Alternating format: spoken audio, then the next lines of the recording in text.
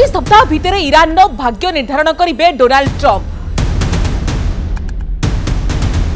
एभली कही Donald Trump पक्षर कहुई अमेरिका पक्षर स्पष्ट कर अमेरिका जितेबाला सीधा सड़क मैदान को ओह्लैब डोनाल्ड ट्रंप कही केबे करिवे आक्रमण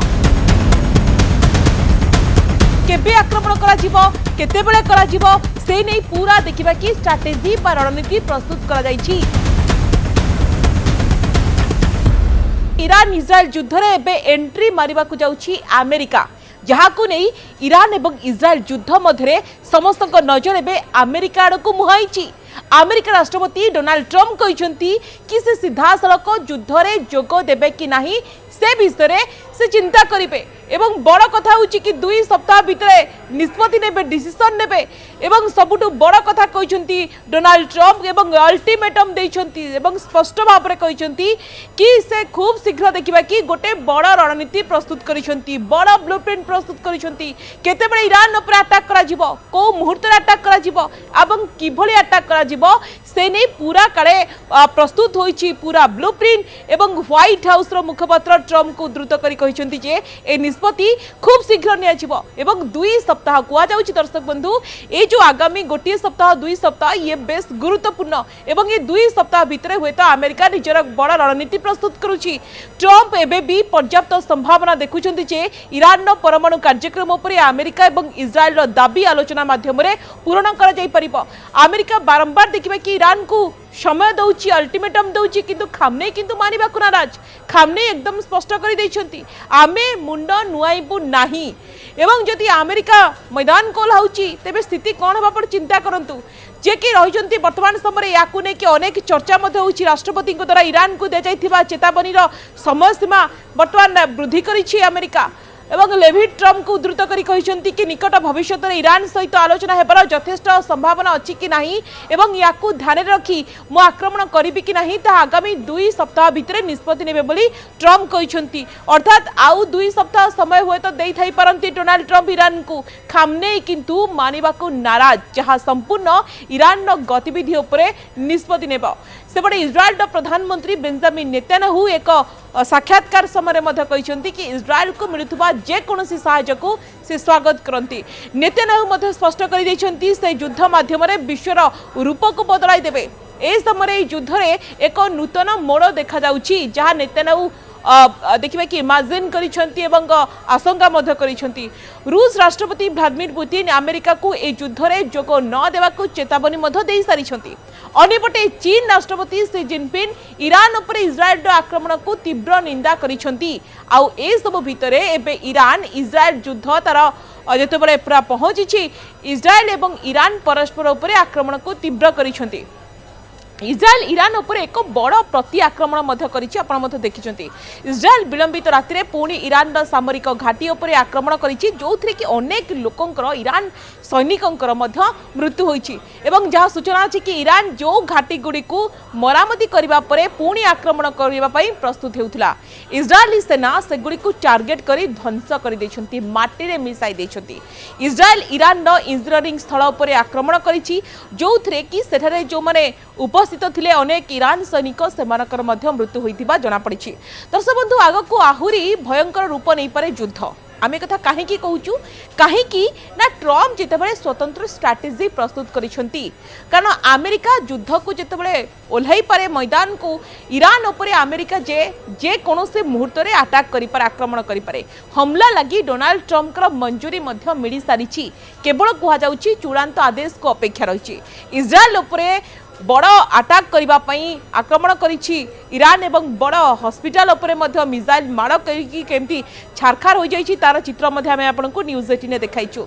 यार भितरे बड़ बयान दैछंती इस्राएल गोइंदा संस्था मोसाद। एक रिपोर्ट कहूछि कि ईरान किछि दिन रे परमाणु अस्त्र बनाई पारे बोली से कहिसंती एवं जहाकु ने कि मध्य चर्चा हेउछि इस्राएल गोइंदा एजेंसी मोसाद दाबी करिछि कि ईरान आसंता 15 दिन भितरे परमाणु अस्त्र तैयारी करि पारे। किछि अमेरिका अधिकारी मोसादर एभली दाबी को मध्य ताकू निश्चित भाव में सत बोली मानी अमेरिकार गुइंदा एजेन्सी या अलग राय जदिव देछि किंतु कहते कि ईरान को परमाणु अस्त्र करने को अति कम वर्षे समय लगी जापे। व्हाइट हाउस पक्षर कहुई ईरान सुप्रीम लीडर खामनेईंकर ग्रीन सिग्नाल मिलवा परे ईरान किछि सप्ताह मध्य परमाणु अस्त्र तैयारी करि पारे।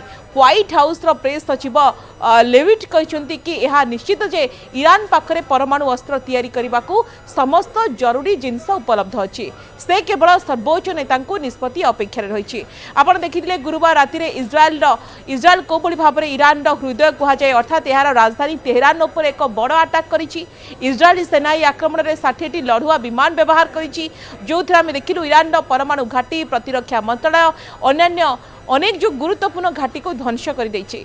इज्राएली वायुसेना अनुसायी यह गत काली अर्थात गुरुवार कथा कहबा 60 रु अधिक वायुसेना युद्ध विमान सहित तेहरान डजन डजन सामरिक घाटी उपर अटैक करिछि जो प्राय 120टी अत्यंत विनाशकारी बोमा मध्य पकाई दिया जाइथिला।